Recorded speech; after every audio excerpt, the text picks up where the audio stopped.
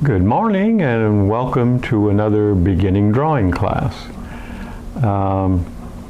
One of the things we're going to do today is, and I hesitate to use the word because some people are going to be intimidated by such a word as portrait, but we're going to do a portrait, and I want to lay it out in such a way that you have a roadmap so that you can eventually feel comfortable without drawing a grid.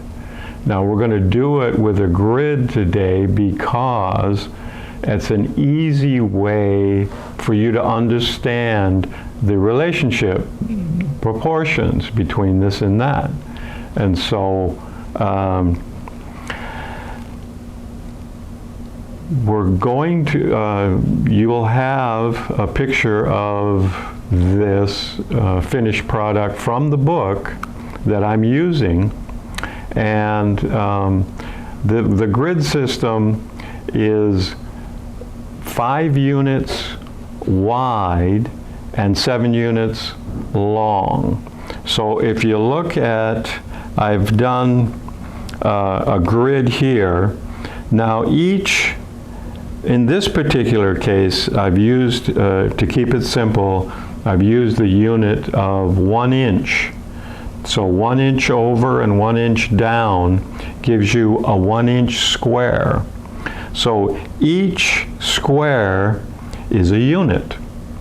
And if you're looking at the grid that I've made here, and I've just roughly put some of the areas that I want you to quickly see, because I'm going to be going over it several times so that you understand that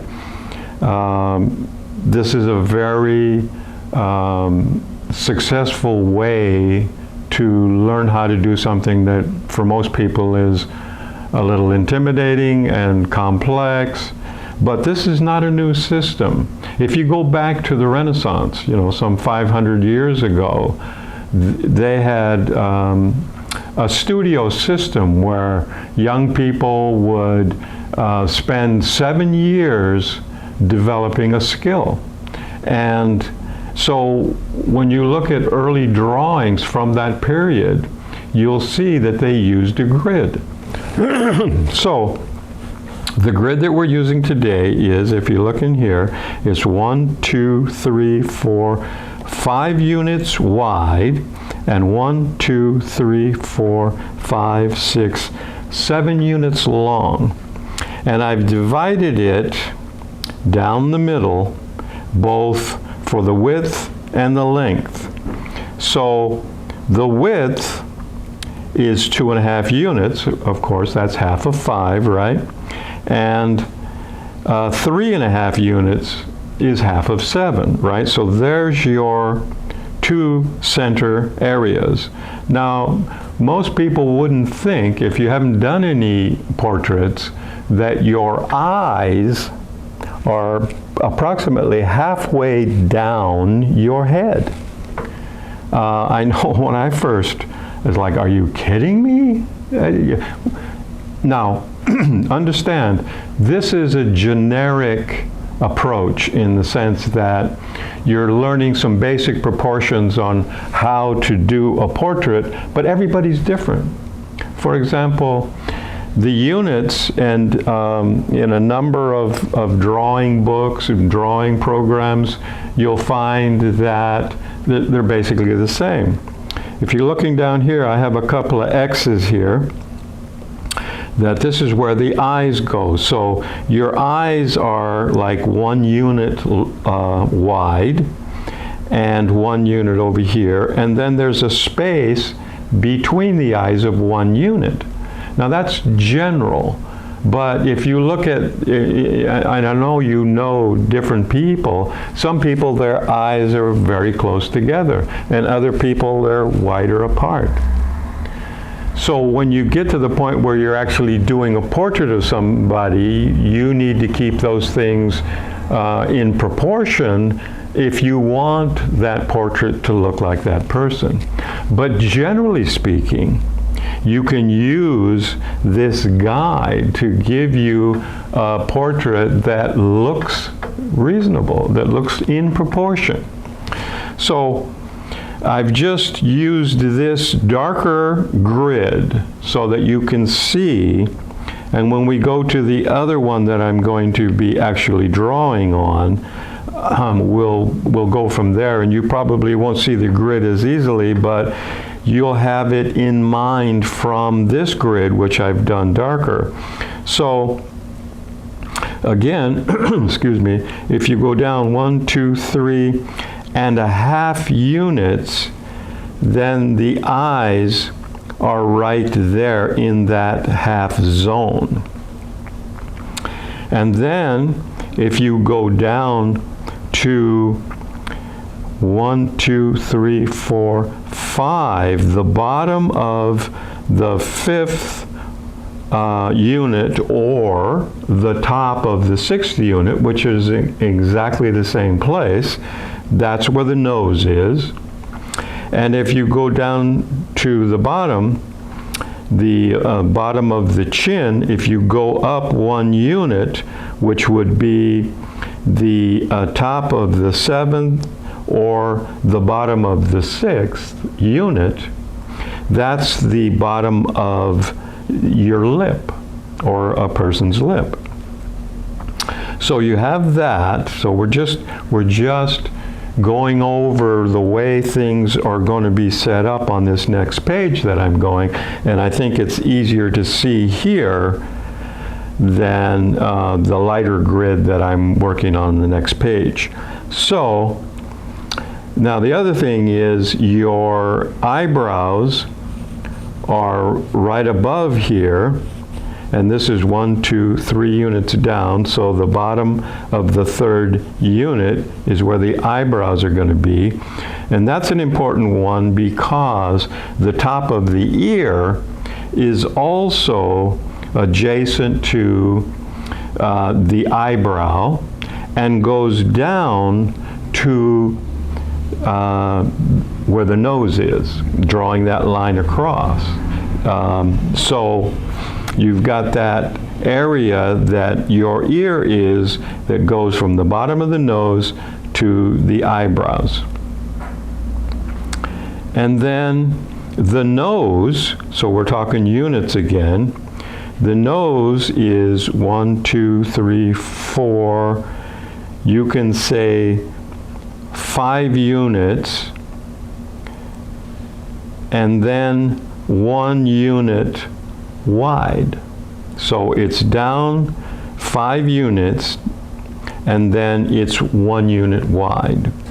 And then the mouth is just a slightly larger than 1 unit, but that will depend on the person, but generally speaking. And then if you see here, so here's where the eyes are in that 3.5 unit space. So there's where the top of the head is going to go, right? So right there. And then your chin coming up to the ear, you can see from the grid basically where it's going. So that's just a general, so that you have something you can go on. Now I've done the same grid here, and I'll put this close by and I can bring that up and you can see how it relates. But so I've got the same 5 units wide, 1, 2, 3, 4, 5, and 7 units long, 1, 2, 3, 4, 5, 6, 7. And then right here in the center, I've got, you might not be able to see it, but I've got a dotted line to show where the center is, and the same here at 3.5 down where the eyes are. Okay? So, having done this, you understand basically where we're operating from. And so I'm going to start with the eyes, okay? And so you've got this line in the middle, so this is 3.5, so the eyes are right around that 3.5 line. So on the inside of the eyes, you've got that little area that almost looks like a ball bearing where your eyeball rotates. And then you've got the top of the eye, and then the bottom of the eye. And then, now the eyeball itself is way over, right? Like that, but you know, for what we're doing here, I want to keep it as basic as we can. And then we'll have, and then we'll do some other detail as we go along. But so doing the other side. So the unit here, it goes from the eye itself, starting here and going there, from the whole unit, one unit. And so as a road map, you can see that if you fill that in that area, it's going to be pretty much right on. So here's the iris. And then you have, because the eyeball is a ball, then you have above the eye, you have this line that represents that movement, that curve in the eyeball, and you have one on the other side. And then I'm just going to add a little color, or I'm just using a pencil, and try to get, I don't know if you can see the white there, but anyway, that's not as important. And then you want a little of the eyebrow, the eyelash right in there. And then on this side, okay. Now when we get to, if you remember when we were here, so here's where the eyes are, right in the center. Your eyebrows, 1, 2, 3 units down, right at the bottom of the 3rd unit or the top of the 4th unit, however you want to look at it. So just a little bit above, and that can be, you can use different strokes for that to make it, because it is hair, right? So anyway, that can, and it depends on the individual. How far does it go over? Some people's eyebrows actually come together, right? But how, and some are flatter. If you look at this drawing that you'll get, that we're using as a guide, it's more straight across. Well, I don't want mine to be that way. So that's part of artistic license.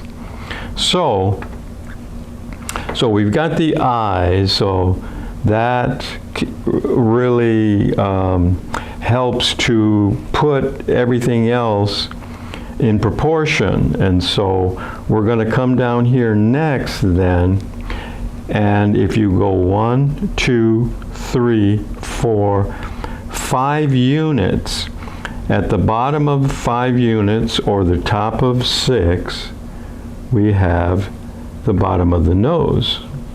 Now remember, this is generic, okay, and somebody else, it could be very different, but in terms of just drawing a portrait that looks in proportion to itself, this is a wonderful guide. And even for, I know this is a beginning class, but there are people out there at various levels of skill, and this is an excellent roadmap to make it easy for you to draw something which is much more complicated. So we can come out here for the rest of the nose, and then put a line in here, a little something here to give you an idea. Now, we're not going whole hog on this. This is just a basic portrait, the most basic, just so you can understand where things go. And then we can jump down here to the mouth. Now the mouth, 1, 2, 3, 4, 5, 6. At the bottom of 6, the 6th unit, or the top of the 7th unit, which is in exactly the same space, that's where the bottom of the lip is. So, and as I was saying, it will go just a little beyond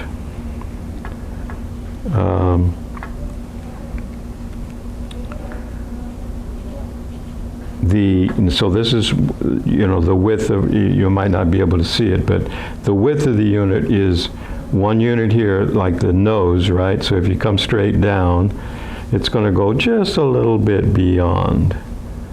So it all depends on the shape of the mouth. They're all a little bit different, right? But just to get a generic shape of a mouth, just so you have something. So there we have a mouth.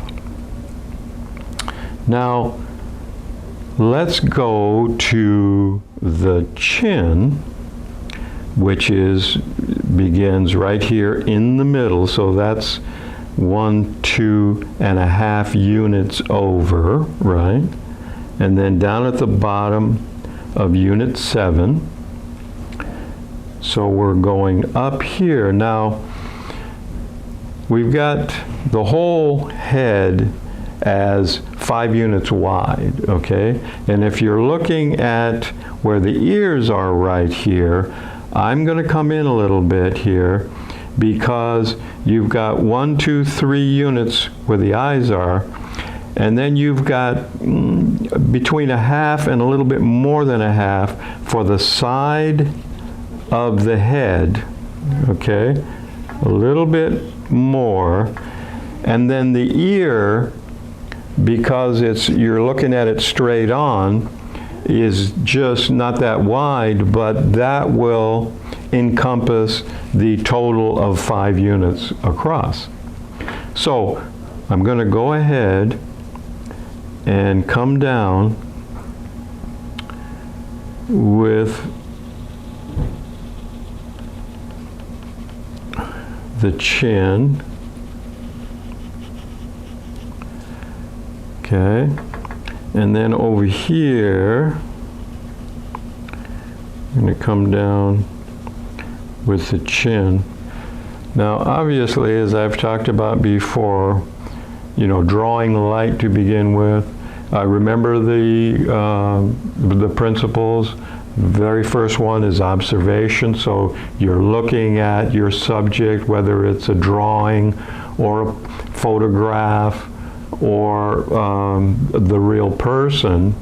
You're observing, you're taking measurements, and you're finding out where things are in terms of this particular situation.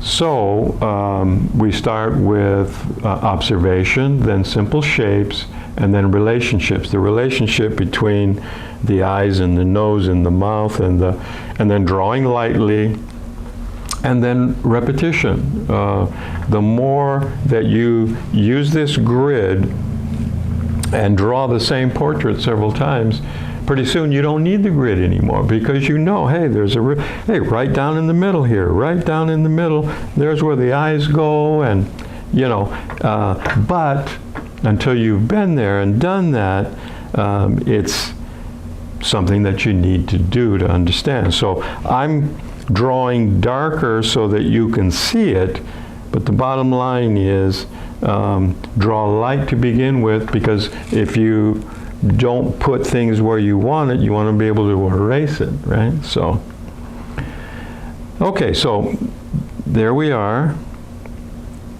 And then I'm just going to show you to the top of, here's the middle, 2.5 units is where the top of the head is going to be, and it's going to come all the way over here, just like I did it here. See that?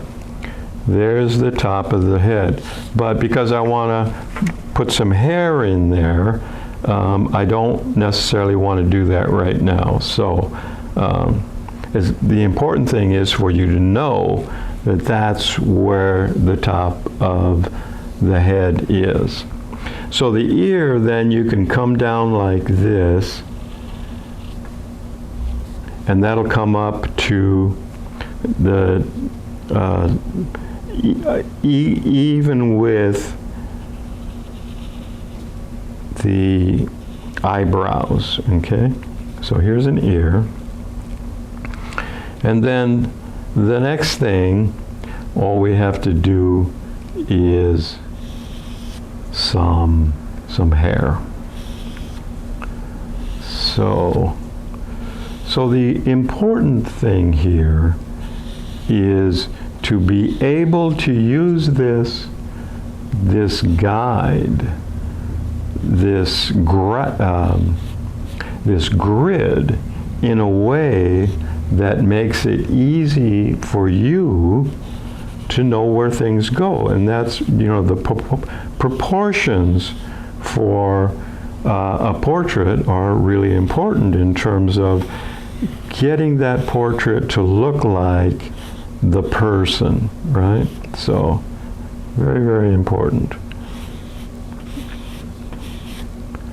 So the hair, depending on, I mean, there's so many different hairstyles, but I'm just using the one that we have here as a guide. And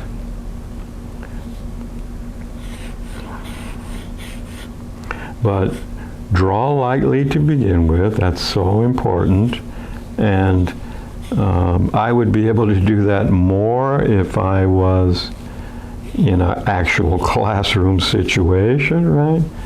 So it's a little more difficult, but I'm grateful for the opportunity to be able to share some of these principles and things with people who are interested. So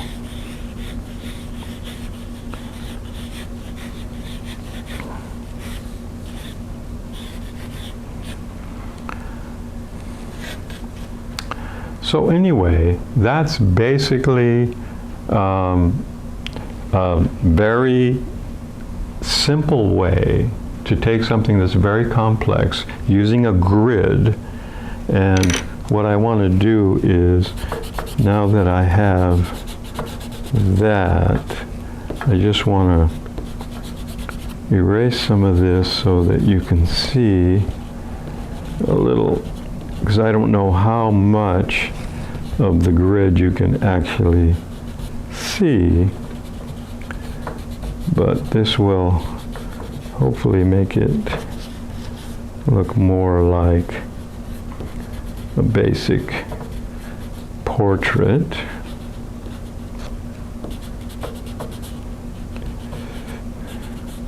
So the other thing too is the kind of paper that you use. Your cheaper paper like the 50-pound press or the 60-pound press, trying to erase, it's very easy to rumple your paper. But so that's a little bit clearer in terms of what it actually looks like once the grid has been, mostly removed. So anyway, so there we are. Like I say, this is an excellent way, especially if you've never done a portrait before. It's an excellent way to give you a roadmap, a way to approach and put the proportions where things need to be so that it actually looks like a portrait. So there we are. Thank you very much for joining me, and happy drawing.